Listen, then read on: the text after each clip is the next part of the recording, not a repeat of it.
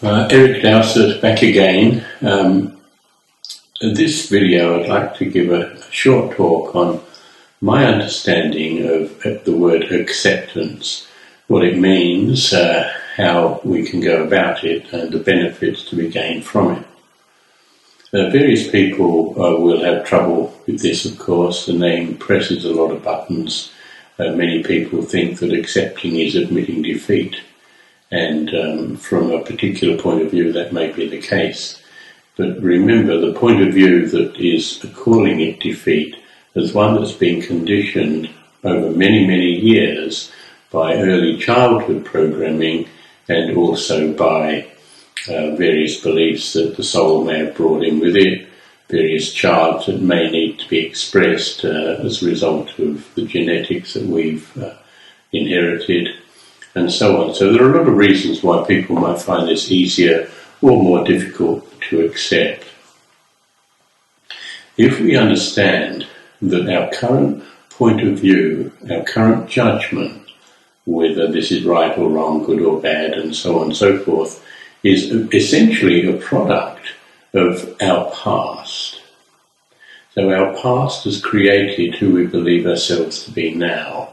That past has been created by conditioning, experiences, expectations, and above all, judgments.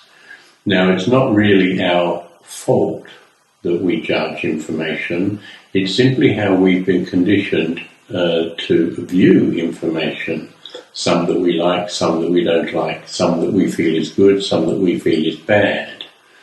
In my experience, this continued judgment around information, this continued identification with good and bad, right or wrong, leads to a very busy mind that is always occupied with trying to do something about the situation that it finds itself in to improve one's lot in life. If that worked for the majority of people, then that would be great. Unfortunately, many people struggle with this whole concept of change, of acceptance, whatever, simply because of the shadow, in Jung's terms, that we each carry. Shadow is subconscious patterning or conditioning that we've acquired, gained, experienced, whatever, through the past. But when our life is viewed through judgmental eyes, then we see continually good and bad, right and wrong. We come to expect the world to be a certain way. And that way, of course, is very often simply a reflection of our continued expectations. So if we continue that particular practice of identifying with phenomena, giving energy to that which arises in the form of judgment, and this is good, this is bad, this is right, this is wrong, and so on, then we'll continue to remain in a very polarized state. That polarized state will keep the mind very busy, will keep the body actively looking for something to do to try to fix the situation, which is just a lot of energy that's being consumed, which will actually not achieve the results that we want, because undermining the desires or the intent that we may put out is the shadow, continually sabotaging efforts at creating a more balanced environment. I've come to understand over the many years that I've been teaching clearing, which has also become known as acceptance. So clearing and acceptance are very much the same thing. Only clearing gives us an opportunity to understand what the body is feeling and why. When we understand what's happening and why, we can begin to become much more objective about what the body is going through, and therefore it's a lot easier for us to withdraw attention from that which we notice. This is the beginning of acceptance. No one is asking anyone to accept everything without questioning at this point in time. The past, which is again dictating your current reality, if it's based upon all of the judgments and the polarization of consciousness, which I suspect it is, then there's going to be no way that people can just begin to accept all phenomena with equanimity. That's way too hard, and it smacks of a surrender. we feel that if we accept, then we're surrendering. Yet that's not the case at all. That only appears to be the case based upon the conditioned mind that's trying to understand it. And so, when we practice our clearing, which is basically developing the ability to notice what's going on in the body without giving energy to that which we notice, gradually the intensity of the charge associated with the memory or the feeling begins to fall away. This happens on a biological level, which then, of course, changes the way the body feels very often. We don't have to go into the same extent, the same degree or intensity of a feeling that we did before. We can begin to notice the feeling earlier and earlier. The earlier we notice any feeling arising in the body, the easier it is to simply observe it with greater objectivity, not give it any more energy, so it quickly passes from our awareness. So this is a slow process of accepting phenomena. As you tread this path, this clearing path, aka acceptance, then the reality that you meet every day begins to change. Depending on how intense your practice is, how often you practice, the change will happen quicker or slower. But eventually, if you continue to practice, it will change. So then what happens when it changes? Well, if we're expecting to be met with opposition, if we're a very negative type of person and we're putting out negative thoughts and feelings all the time, then our world becomes a conflicting place to be in, because there's all of this negativity keeps showing up and we're forced to do something about it. Yet if the system that's transmitting negativity changes to one that's transmitting a more neutral or even slightly positive energy, then that is what is going to show up. This has been demonstrated over and over again.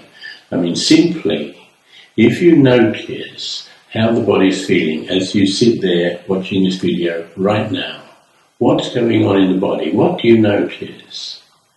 Having noticed what's happening in the body, you can put your attention to very early on a cold, wet, dark Monday morning when you've got to go to work and you've got a headache, whatever.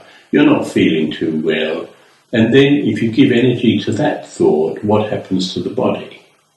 Notice what's happening in the body. And then give your energy to the second day of a holiday. The sand is golden, the sun is shining, everybody's happy and starting to relax. What happens when you give energy to the thought of walking along this sandy beach? Gentle surf, wind in the palm trees, sand beneath your toes. What happens to the body when you give that energy? So you can see, if you've been practicing this, and we've done this many, many times in workshops, of course, that if you've been practicing this, you'll notice physiological change occurs when you change your mind. Now, if you're able to sustain a changed mind, then the body will respond accordingly. But as I mentioned just a few moments ago, unfortunately, the shadow is still playing a major part in what shows up in your future. If there are aspects of the self, which is according to Jung, that have not been embraced or brought into the conscious awareness, then they will continue to dominate or rule certain aspects of your life. And then you'll be continually battling those particular aspects. One way that we found to bring that shadow into the light, non-confrontational, you don't have to work on your darkest periods, you don't have to work on all the issues that you feel you are facing. You simply slowly begin a process, a practice of acceptance, i.e. clearing, noticing phenomena that arises in the body, but through a different understanding, stop feeding the energy, stop giving energy to that feeling.